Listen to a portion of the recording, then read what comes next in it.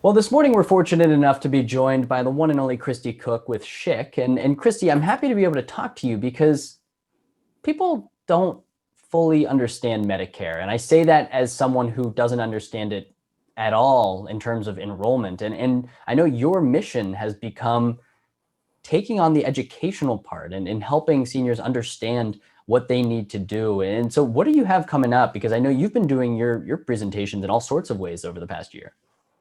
Well, right now we've just finished our open enrollment time. So we've got the seniors who are already in Medicare taken care of, hopefully. So now we're going to focus on people that are getting ready to turn 65. One of the things people don't realize is it doesn't automatically enroll you in Medicare when you turn 65. You actually have to do that process. Go to socialsecurity.gov and enroll yourself. So that's the first thing, is just making sure people are aware that it is their responsibility to do it. And it's very simple. It's just a matter of knowing that we need to do it. The other thing that we work with a lot is explaining Medicare to people. Sometimes it can be so overwhelming, and the television commercials telling you you're missing benefits, all of that can be really confusing to seniors. So it's my job to work with all of my other counselors. We have volunteer counselors all over the 4 states, and they just help when somebody gives them a call. They're just super sweet people that help out. And something that you and I have talked about that I think is important to bring up is there are different ways that people can get assistance from a financial standpoint with Medicare, correct? Yes, there's a couple of programs that are available. One is through Social Security itself. It's called Extra Help, and Social Security is where you go to enroll in that.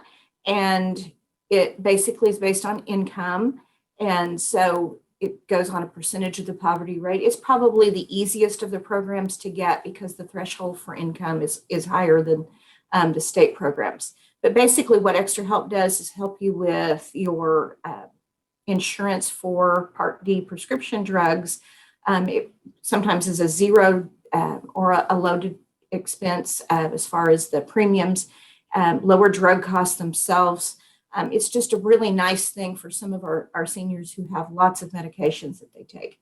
And they've added, Social Security has really been strong in pushing that program to get the awareness out for people. So I'm glad to see they've taken that on.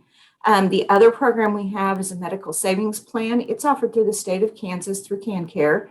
It's also low income based, and it's got 3 levels. So if you're below the poverty level, the more below the poverty level you are, the more benefits you get. But Social Security checks usually have a deduction for your Part B Medicare.